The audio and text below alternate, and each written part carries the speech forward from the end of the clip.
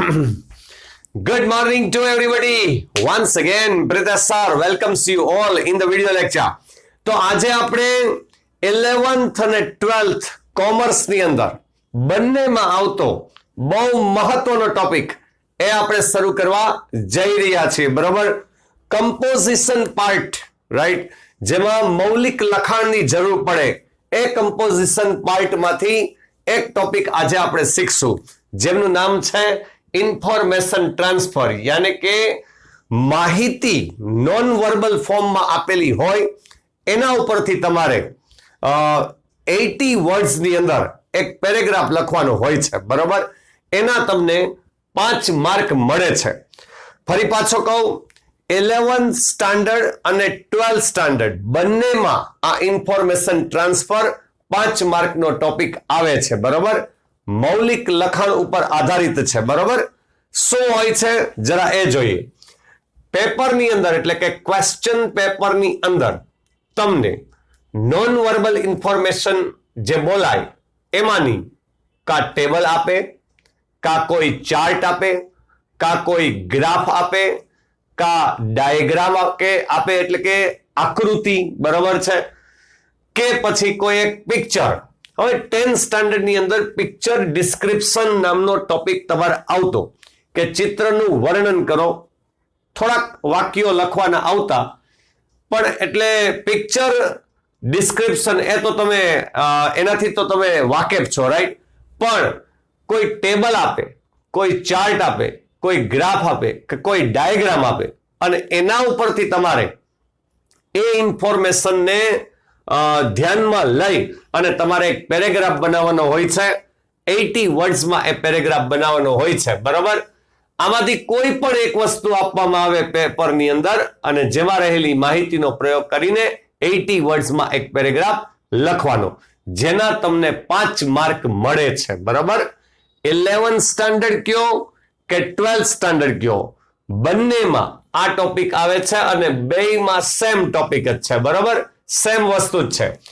જો તમને ટેબલ આપવામાં આવે, મોસ્ટ ઓફ તો 12th સ્ટાન્ડર્ડના બોર્ડના એક્ઝામમાં અત્યાર સુધી 95% ટેબલ જ પૂછાણું છે, યાને આ રીતના કોઈ એક કોઠો આપવામાં આવે અને એના ઉપરથી તમારે 80 વર્ડ્સમાં એક પેરેગ્રાફ લખવાનો થાય, બરોબર?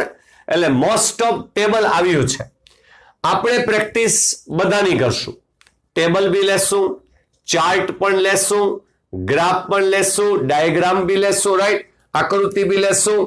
તો એ તમામની પ્રેક્ટિસ આપણે કરશું કે અહીં ચાર્ટ, ગ્રાફ, ડાયાગ્રામ, ટેબલ આપેલું હોય એ માહિતીનો પ્રયોગ કરી અને અહીં હું એક પેરેગ્રાફ આના ઉપરથી લખીશ, બરોબર છે?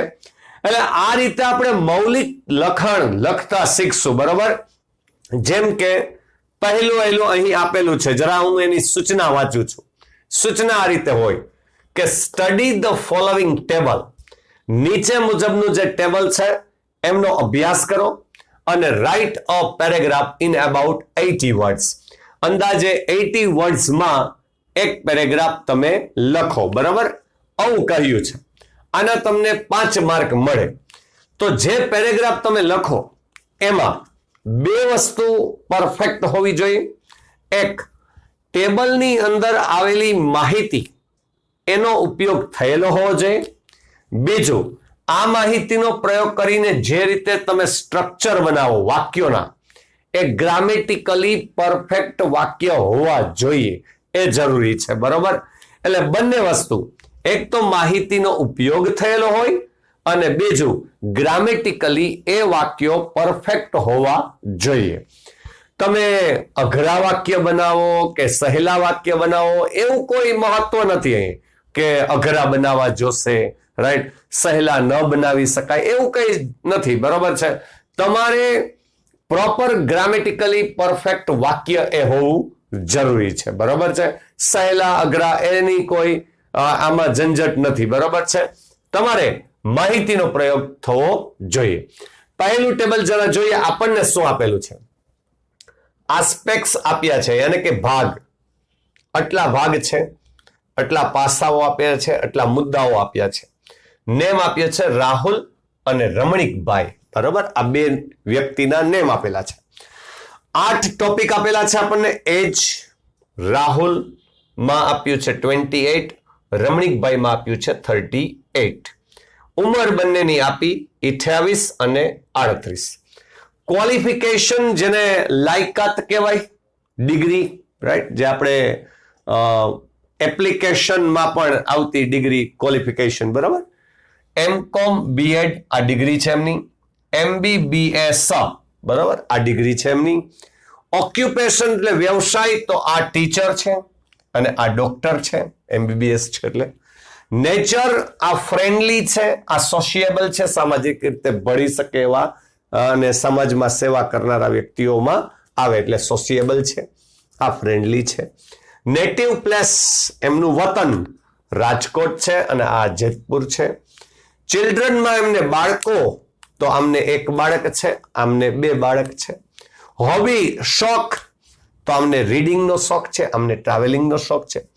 વ્હીકલમાં આમની પાસે બાઇક છે, તો આમની પાસે કાર છે. આ આટલી માહિતી આપી છે, બરોબર. વહેલા તો આ બે વ્યક્તિઓ છે કોણ, રાઈટ. એટલે પહેલું સેન્ટેન્સ જ્યારે આપણે બનાવીએ, પહેલું સેન્ટેન્સ જ્યારે આપણે લખીએ, બરોબર છે, ત્યારે આ ટેબલ આપણને શું સૂચવે છે, શું દર્શાવે છે, શું બતાવે છે, બરોબર, શેના વિશેની માહિતી એ આપે છે, બરોબર. એટલે પહેલું વાક્ય ઓલવેઝ એ જ લખવાનું જેના વિશેની માહિતી એ ટેબલ કે એ ગ્રાફ કે એ ડાયાગ્રામ કે કોઈ બી ચાર્ટ એ આપણને આપતી હોય એ વિશેની નું જ પહેલું વાક્ય લખવાનું, બરોબર છે. તો અહીં આપણે લખીએ, ચલો સ્ટાર્ટ કરું છું કે ધીસ ટેબલ, ટેબલ છે એટલે ટેબલ લખીએ. માનો કે ગ્રાફ હોત તો ગ્રાફ લખે, બરોબર છે. શોઝ, શોઝ એટલે દર્શાવે છે, બતાવે છે, બરોબર છે. અથવા gives information, this table shows information અથવા gives information, shows the information, બરાબર, માહિતી બતાવે છે, માહિતી દર્શાવે છે, બરાબર, અથવા માહિતી આપે છે. આ ટેબલ માહિતી આપે છે શેની, શેના વિશે? તો this table shows the information about two. હવે આ ટુ કોણ?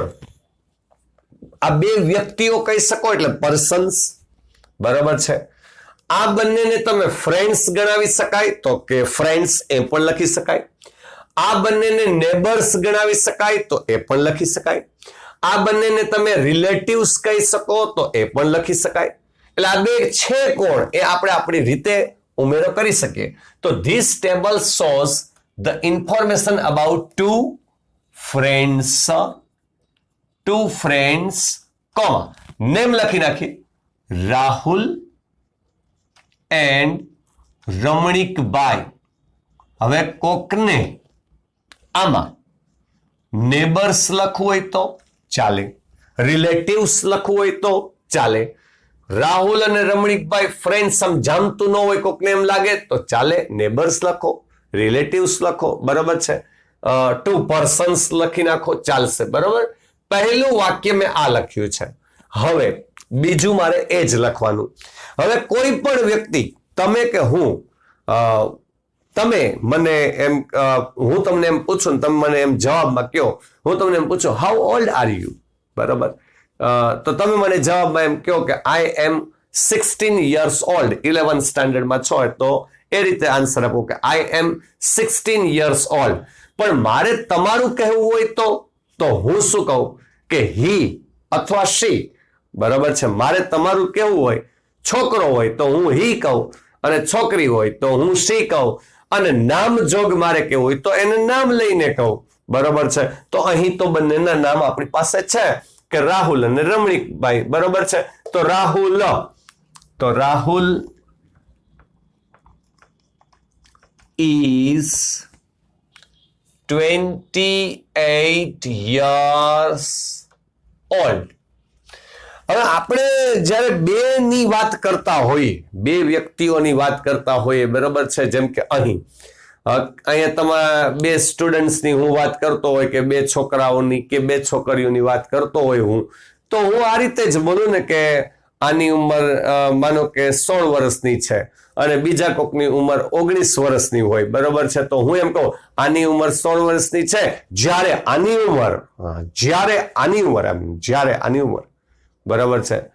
તો આવી રીતે 2 આમ ભાઈ બહેન હોય, રાઈટ, તો એમની સરખી ઉંમર ન હોય તો એમ કે આની ઉંમર 18 વર્ષની છે જ્યારે આની ઉંમર 12 વર્ષની છે. આમ જ્યારે આવું કહેવું હોય જ્યારે, તો ત્યાં આવે while, બરાબર છે, while, જ્યારે, બરાબર છે. હવે Rahul is 28 years old while, જ્યારે રમણીકભાઈ, હવે રમણીકભાઈની વારી, Ramnikbhai is 38 years old, full stop, બરાબર છે. હવે આ લીટી લખાઈ ગયા પછી હવે તમારે આમનો ડિફરન્સ લખાય. આપણે તો જેમ વધે એક લીટી જેમ વધે એમ સારું ને, આપણે તો માહિતી જ લખીએ છીએ, રાઈટ. તો ડિફરન્સ લખાય, બરાબર છે. તો આના કરતા 10 વર્ષ નાના છે રાહુલભાઈ, આ ભાઈ 10 વર્ષ આના કરતા મોટા છે, બરાબર છે. એ જેનું લખવું હોય, આ નાના લખવું હોય તોય ચાલશે, આ મોટા છે એમ લખવું હોય તોય ચાલશે. તો ચલો આપણે લખીએ કે ભાઈ રમણીકભાઈ છે એ રમણીકભાઈ is કેટલા વર્ષ, તો કે 10 years. હવે આને છે ને ઓલ્ડર નો કહેવાય, 10 વર્ષ ગલઢા છે એવું ન બોલાય, બરાબર છે, કે વૃદ્ધ છે એવું ન કહેવાય, પણ એ એના કરતા ઉંમરમાં મોટા છે એમ કહેવાય, તો એને એલ્ડર કહેવાય, બરાબર છે. તો Ramnikbhai is 10 years elder than, કોના કરતા, તો કે then રાહુલ, ફૂલ સ્ટોપ, બરાબર છે. પછી ક્વોલિફિકેશન M.Com B.Ed, એક ફિલ્મ આવી હતી ને મુન્નાભાઈ MBBS, બરોબર, તો સીધું લાગે મુન્નાભાઈ is MBBS, બરાબર છે. એટલે ક્વોલિફિકેશન આ રીતે સીધું, he is CA, આમ સીધું બોલે, he is CA, she is CS, બરાબર છે, આમ સીધું બોલે, રાઈટ. એટલે ડિગ્રી આમ સીધી બોલી શકાય છે, બરાબર. અથવા આ રીતે લખો તોય ચાલે કે રાહુલ ક્વોલિફિકેશન ઇઝ, રાહુલ નું ક્વોલિફિકેશન, બરાબર, આ રીતે લખો. રાહુલની લાયકાત એમ લખો તોય ચાલે, અથવા સીધું લખો કે રાહુલ ઇઝ M.Com B.Ed, બે ચાલશે, બરાબર છે. તો પહેલા આપણે રાહુલ નું લખીએ, બરાબર. એટલે રાહુલ ઇઝ M.Com B.Ed, બરાબર. હવે ફરી પાછું આપણે લખવું છે જ્યારે, રાઈટ. આ તો M.Com B.Ed છે, જ્યારે ઓલા ભાઈ MBBS છે. હવે આપણે આવું બોલવું છે, તો જ્યારે ને શું કીધું મેં, while. એક ઓર શબ્દ આપણે ઉમેરીએ, બરાબર, જ્યારે જ બોલાય પણ એના માટે શબ્દ આવી જશે whereas. whereas નો અર્થ થાય જ્યારે, બરાબર છે. એનો અર્થ એ થાય જ્યારે રાહુલ M.Com B.Ed છે, જ્યારે રમણીકભાઈ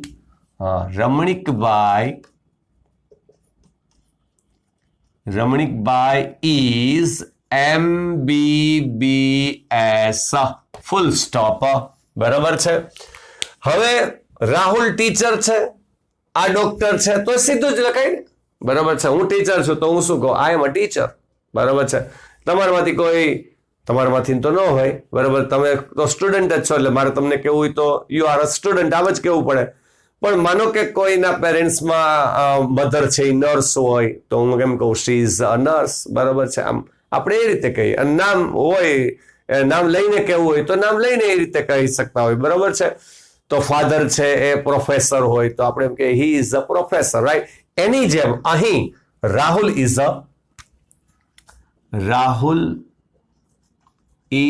અ ટીચર while, જ્યારે, બે વર્ડનો યુઝ કર્યો આપણે જ્યારે માટે, while અને અહીં whereas.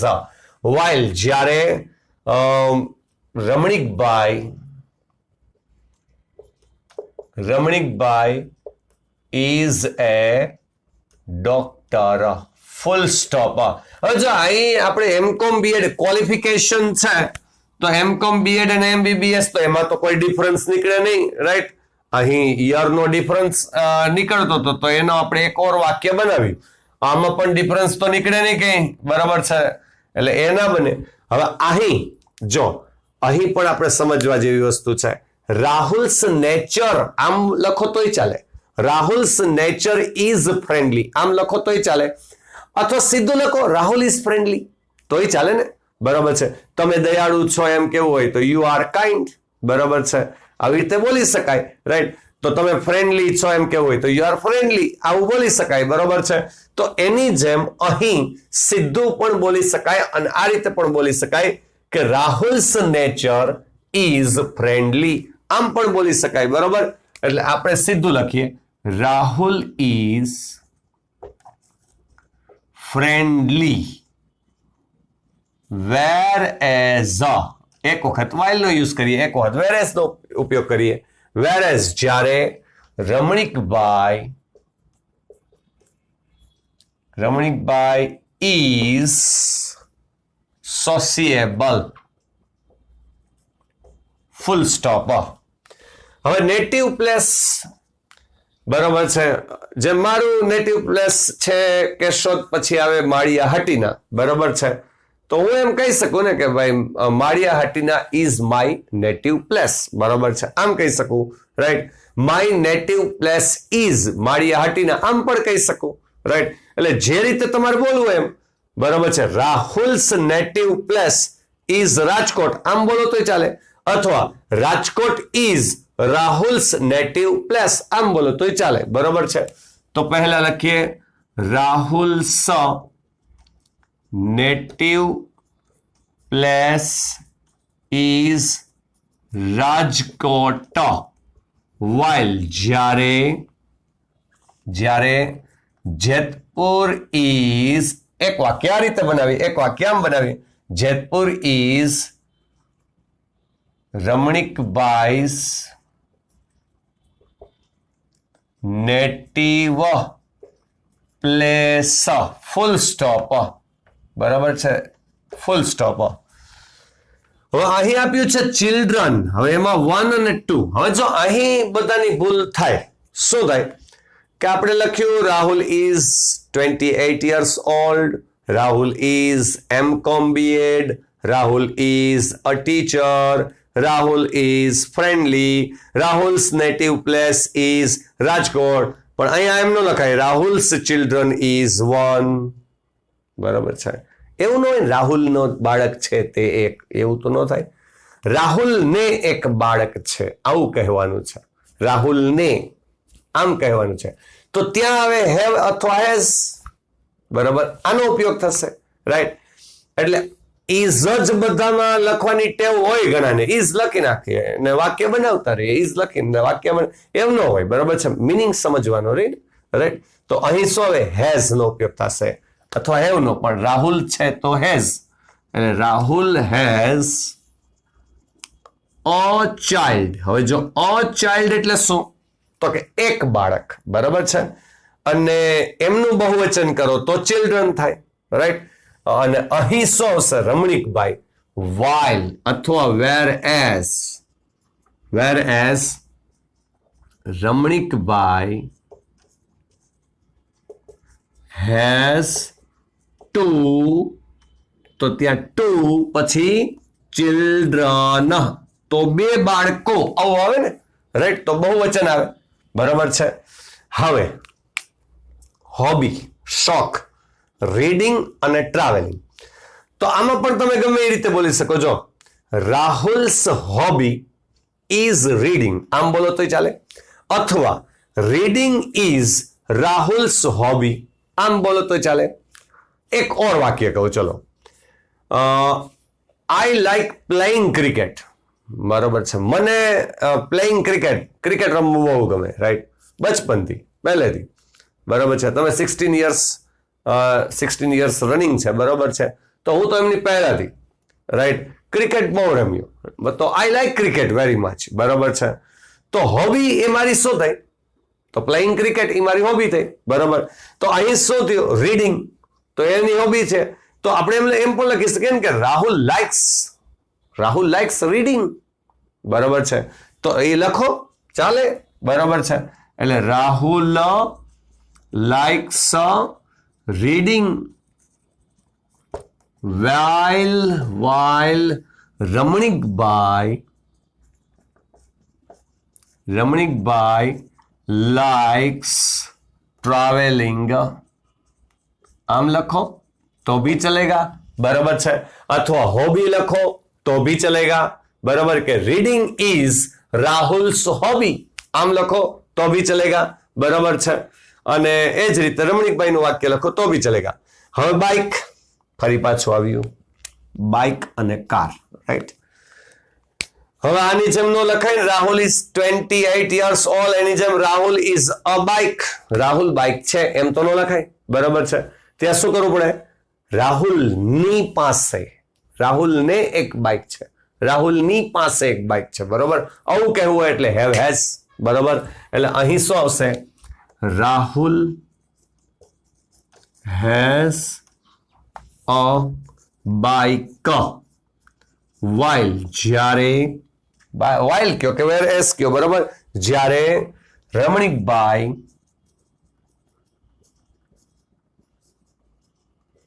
Has a car. Full stop. પછી નેમ લખવા હોય તો એ લખી શકાય, રાઈટ. પણ 80 વર્ડ્સમાં જો આ રીતે પરફેક્ટ સેન્ટેન્સીસ બનાવી, જો આ પહેલું ટેબલ છે એટલે પહેલું ટેબલ પહેલા જેવું હોય. બરાબર છે, રાઈટ. એટલે દરેક ટેબલ અલગ અલગ હશે, પછી ગ્રાફ આવશે તો ગ્રાફ અલગ હશે, અને હું જ કરાવું છું એ જ ટેબલ આવે તમારી એક્ઝામની અંદર, તમારા બોર્ડની એક્ઝામમાં. એ તો 11th છો, પણ બોર્ડની એક્ઝામમાં પણ એ જ ટેબલ આવે એવું જરૂરી નથી. આ તો અનસીન છે, પણ આ રીતનાનું ટેબલ આવી શકે. બરાબર, એટલે આના ઉપરથી તમારે લખતા શીખવાનું છે, મૌલિકતાથી લખતા શીખવાનું છે, રાઈટ. રાઇટિંગ કરતા શીખવાનું છે. એટલે આને શું કરવું પડશે? તમારે પ્રેક્ટિસ કરવી પડશે. બીજું કે હું, આ તો પહેલું જ ટેબલ છે, આમાં તો બીજું લાંબુ કઈ લખી શકાતું નહોતું, પણ જેમ જેમ આગળ વધશું એમ એમ હું જ લખું એ જ સાચું એવું નહીં બને. બરાબર છે, તમે તમારી રીતે પણ પ્રેક્ટિસ કરી શકશો કે આમ લખીએ તોય સાચું પડી શકે, તેમ લખીએ તોય સાચું પડી શકે, આ વાક્ય, આ ઇન્ફોર્મેશનને આપણે આ રીતે રજૂ કરીએ તોય ચાલે. બરાબર, એવું નવા નવા વિચારો કરવાના અને નવું નવું લખવાનું. બરાબર છે, તો પહેલા ટેક અ સ્ક્રીનશોટ પાડી લ્યો, એટલે વ્યવસ્થિત રીતે તમે તમારી નોટબુકની અંદર લખી શકો. બરાબર, વ્યવસ્થિત શીખવાનું છે ને 5 માર્ક, સીધા 5 માર્ક મળે. બરાબર છે, અને બોર્ડની એક્ઝામમાં 5 માર્કનું આવે છે, અનસીન જ આવે, ખબર ન હોય ક્યુ ટેબલ આવે, શું માહિતી આવે. બરાબર છે, એટલે આપણે તો સમજવું પડે પેલા માહિતીને, એક એક વસ્તુ સમજવી પડે કે શું આપી છે, અને એના ઉપરથી એ માહિતીનો પ્રયોગ કરી અને આપણે વાક્યો બનાવવાના અને પેરેગ્રાફ સ્વરૂપે લખવાનું. ગ્રામેટિકલી પરફેક્ટ હોય તો પૂરેપૂરા 5 માર્ક્સ મળે છે. બરોબર છે, પૂરેપૂરા માર્ક્સ આપે છે. ઓકે, તો અહીં સુધી રાખીએ. આ પહેલો લેક્ચર અહીં ખતમ, પહેલું ટેબલ ખતમ. ઇન્ફોર્મેશન ટ્રાન્સફરનો ટોપિકમાં પહેલું ટેબલ અહીં ખતમ થાય છે. Have a nice day, good bye, આવજો, ટાટા.